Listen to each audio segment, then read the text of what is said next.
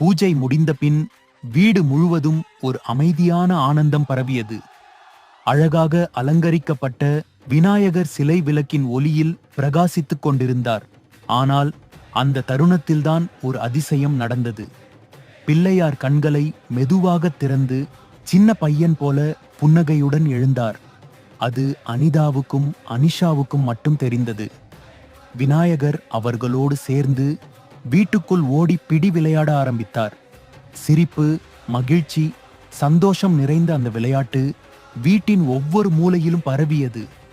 அம்மா அப்பா எதுவும் அறியாமல் தங்கள் பணி பார்த்து கொண்டிருந்தார்கள். ஆனால் அனிதாவும் அனிஷாவும் அந்த மந்திர தருணத்தை மனதில் நிறுத்தி கொண்டனர்.